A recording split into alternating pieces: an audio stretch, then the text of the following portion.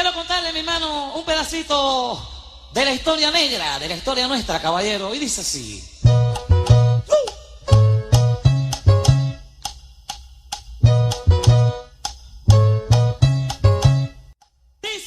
Cartagena de Indias.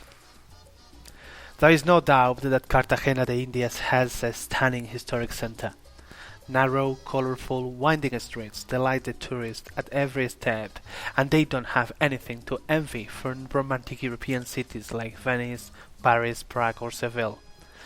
If you have a good budget, the city offers you all the pleasures that the most demanding tourist could wish for, and you won't even notice the reality disguised behind this old colonial city. Cartagena is growing, it's booming and fights to modernize itself to become the new Colombian Miami. Within this desire of offering an unforgettable experience to tourists, it seems it has forgotten about its own citizens, the Cartageneros. When walking about the city, outside of its walls, and on condition that you don't go to Boca Grande, you will have the feeling that it is a bit dangerous. The police force of Cartagena de Indias seems to come from a reggaeton video clip instead of the police academy. They aren't authority figures in the city. They don't seem trustworthy and don't provide a feeling of safety.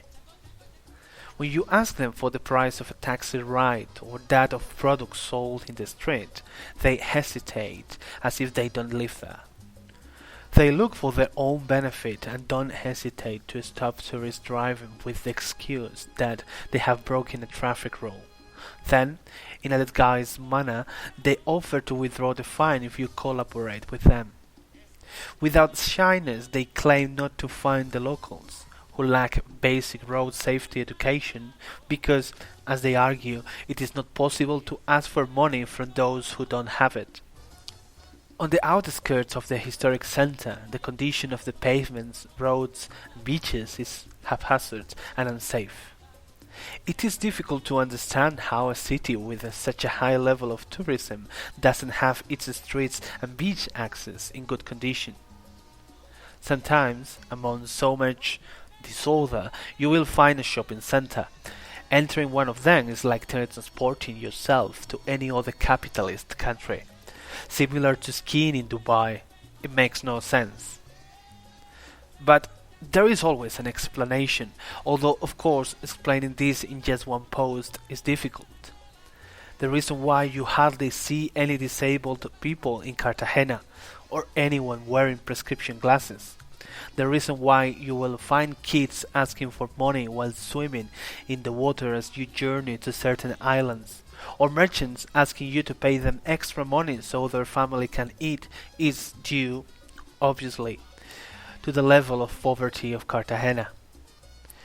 The locals claims that poverty is due to corruption that the politicians and mayors of Cartagena de Indias had and have always get to power under promise of social benefits and end up leaving the town hall with their pockets full of money. This seems to be creating a division between the mayor's office and the people. The town hall does not seem to be interested in taking in money from the Cartageneros. They prefer to focus on collecting taxes from tourists. Anyone in the street can be a merchant selling any product at any price, as no license is required to do so. Therefore, the mayor doesn't collect anything, and neither does he or she know the amount of money flowing within the city. Taxi drivers set their own fares, and private bus drivers seem not to have their profit under control either. The Cartageneros see how the money collected from tourism by the mayor's office doesn't go towards improving the disadvantaged areas of the city. They go on strikes weeks before of the deadline to avoid paying their annual taxes in order to get up to a 50% discount, thinking that this is favorable for them. The poverty in the city only allows them to think on a daily basis. Each side collects money for itself, seeking their own benefit in the short term without a common goal for the future. Both groups seem not to realize that they have to reach an agreement to reduce poverty and improve youth education, which, in the long term, would also benefit the tourism in the city. As a vacation city, Cartagena de Indias is just perfect. It has all the pleasures that any tourist could ask for: relaxation, historic landmarks, idyllic beaches, splendid sunshine, delicious cocktails, an unmistakable Caribbean atmosphere, and luxury hotels. As a city to settle down, it feels like staying in Cartagena de Indias to live would only make sense if you decided to get involved with the cause to fight and change the current situation. The issue seems to be that the city has already accepted its fate. No le